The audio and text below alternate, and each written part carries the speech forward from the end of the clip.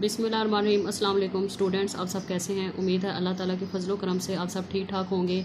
तो आज का व्लॉग स्टार्ट करने से पहले काइंडली मेरे चैनल को सब्सक्राइब करें और मेरे आने वाली हर वीडियोस को ज़्यादा से ज़्यादा शेयर करें अपने फ्रेंड्स के साथ और लाइक भी ज़रूर करें। Thank you. तो जैसा कि आपको मालूम है, हमने चैप्टर नंबर 7 स्टार्ट किया हुआ था, कोरिलेशन एंड रिग्रेशन। तो आज हम डिस्कस करेंगे स्कैटर प्लॉट या scatter diagram.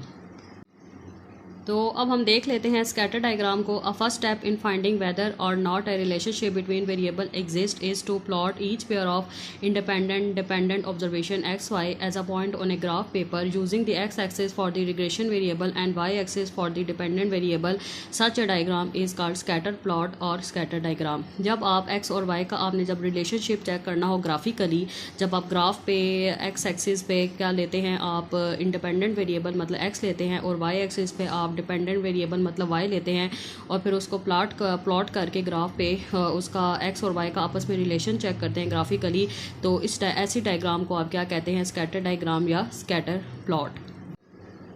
If a relationship between variable exists, then the point in the scatter diagram will show a tendency to cluster around a straight line or some curve. Such line or curve around the point cluster is called regression line और regression curve। जब आप x और y को plot करते हैं relationship check करने के लिए, तो उसमें प्लॉट करने के बाद जो आपकी एक लाइन बन रही होती है, लीनियर लाइन बन रही होती है, तो उस लाइन को आप क्या कहते हैं? रिग्रेशन लाइन या रिग्रेशन कर्व। ठीक है, तो आपकी स्कैटर डायग्राम कुछ इस तरह की होती हैं। ठीक है, जब आपकी इस तरह की आप एक्स एक्सिस पे एक्स को लेते हैं और वाई एक्सिस पे वाई को लेते हैं, तो जब आप इसको प्लॉट करते हैं तो आपकी जब इस तरह की लाइन बन रही हो तो इसको आप पॉजिटिव रिलेशन कहते हैं, कि पॉजिटिव रिलेशन बिटवीन वेरिएबल या लीनियर रिलेशन भी आप कहते हैं। और इस लाइन को आप क्या कहते हैं? इस लाइन को आप रिग्रेशन लाइन या रिग्रेशन कर्व भी कहते हैं। ठीक है, और जब आपकी इस तरह की लाइन बनती है, ठीक है, तो इसको आप नेगेटिव या लीनियर रिलेशन कहते हैं। ठीक है, और जब आपकी इस तरह की कर्व बन रहा हो, इस तरह का कर्व बन रहा हो, ठीक है, तो इसको आप क्या कहते हैं? Curvy linear. और जब आपका कोई भी आपकी इसमें लाइन ड्रॉ नहीं हो रही इनमें से, ठीक है, तो इसका मतलब होता है कि आपका नो रिलेशन है एक्स और वाई के बीच में। ठीक है, तो इस ऐसी तमाम डायग्राम्स को, आपके इन चारों डायग्राम्स को आप क्या कहते हैं? Scatter diagram. ठीक है, जो आपने प्लॉट किया है इन सब डायग्राम्स को आप क्या कहते हैं? Scatter diagram. स्टूडेंट्स, अब हम देख लेते हैं least square estimate in simple linear regression. ठीक है, तो सबसे पहले हम देख लेते हैं simple linear regression model. We consider the modeling between the dependent and one independent variable when there is only one independent variable in the linear regression model. The model is generally termed as a simple linear regression model। ऐसा model जिसमें आपके पास एक dependent variable हो और एक ही independent variable हो। ठीक है, ऐसा मॉडल जिसमें आपके पास एक इंडिपेंडेंट वेरिएबल हो, तो ऐसे मॉडल को आप क्या कहते हैं? Simple linear regression model. When there are more than one independent variable in the model, then the linear model is termed as the multiple linear regression model. लेकिन एक ऐसा मॉडल जिसमें आपके पास एक से ज़्यादा इंडिपेंडेंट वेरिएबल हो, इंडिपेंडेंट वेरिएबल मतलब एक्स। ठीक है, जब आपके पास एक से ज़्यादा एक्स वेरिएबल्स हो, इंडिपेंडेंट वेरिएबल्स हों, तो ऐसे मॉडल को आप क्या कहते हैं? Multiple linear regression model.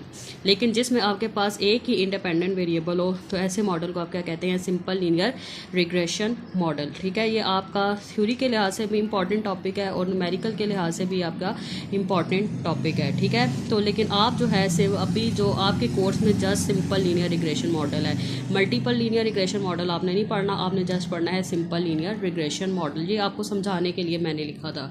ठीक है, ताकि आपको इन दोनों का डिफरेंस पता चल सके।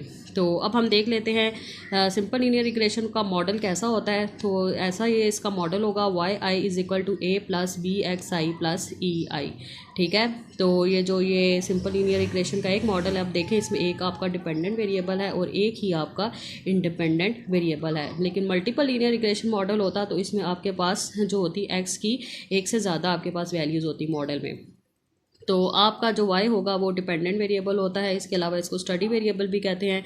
x जो होता है वो आपका इंडिपेंडेंट वेरिएबल है। इसके अलावा आप इसे एक्सप्लेनेटरी वेरिएबल भी कहते हैं। और ये जो आपका a और b है, ये आपका a इंटरसेप्ट होता है और b आपका स्लोप होता है। इसके अलावा आप a और b को इस मॉडल के पैरामीटर्स भी कहते हैं, या इनको रिग्रेशन कोफिशिएंट्स भी आप कहते हैं। ठीक है, और e i जो होता है ये आपका रैंडम एरर होता है। जब आप जब इस ई आई पे जब आप मीन अप्लाई करते हैं तो इसका जो मीन होता है, ई आई का जो मीन होता है वो 0 के इक्वल होता है और ई आई का जो वेरिएंस होता है वो सिग्मा स्क्वायर के इक्वल होता है। और अब आप जब इस मॉडल पे मीन अप्लाई करते हैं तो इस मॉडल का जो मीन होता है वो इक्वल होता है ए प्लस बी एक्स आई के, और जो इस मॉडल का वेरिएंस होता है वो इक्वल होता है सिग्मा स्क्वायर के। तो आई होप सो आपको ये सिंपल लीनियर रिग्रेशन मॉडल की समझ आ गई होगी।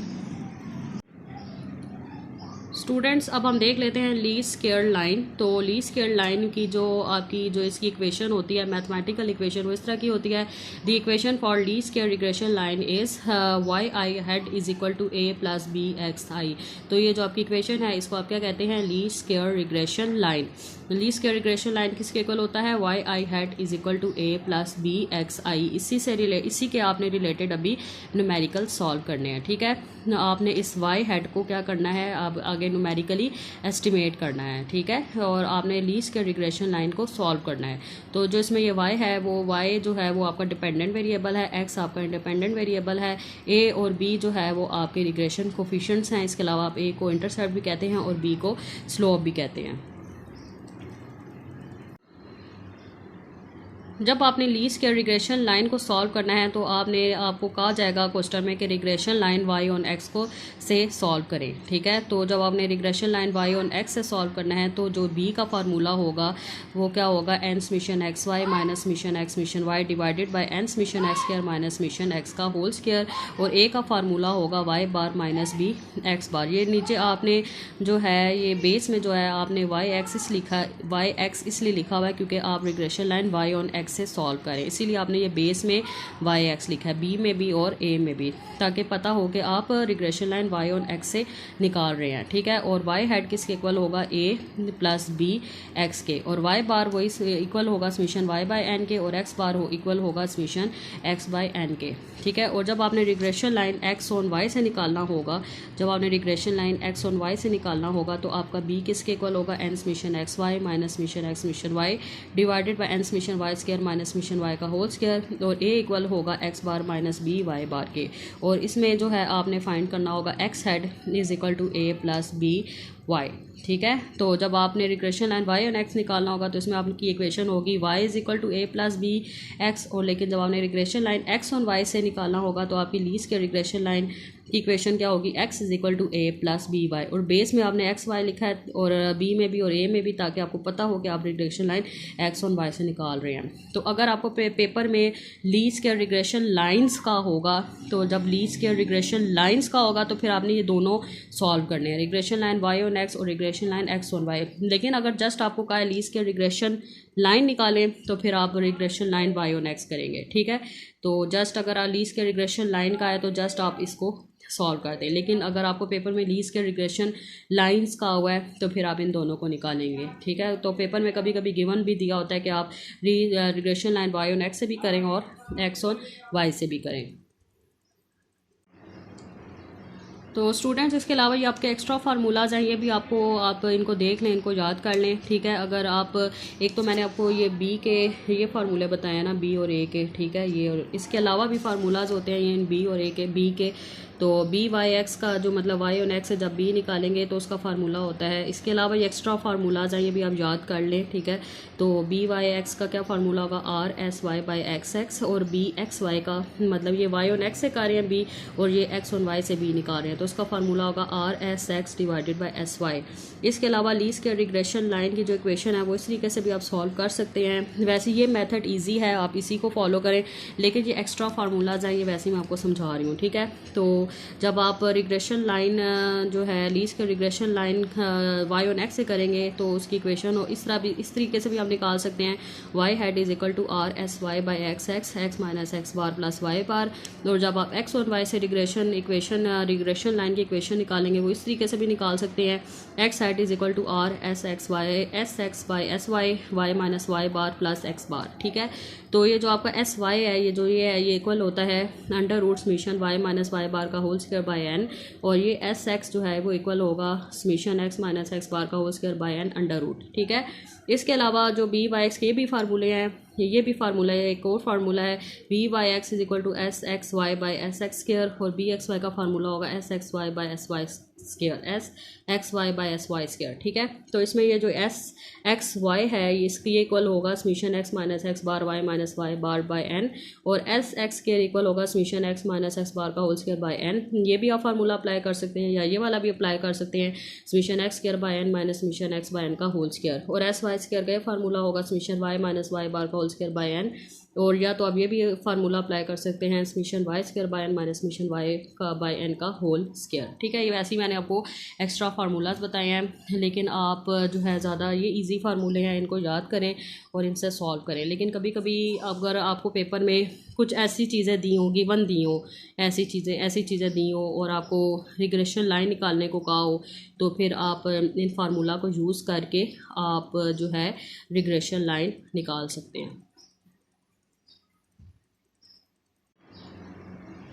स्टूडेंट्स, आज का लेक्चर बस इतना ही था। तो अब ये जो मैंने आपको फार्मूलाज बताए इनको आप रजिस्टर पे लिखें, इनको याद करें, इनकी प्रैक्टिस करें, और जो अगर आपको चीज़ समझ नहीं आ रही तो मुझे कमेंट सेक्शन में ज़रूर बताएं।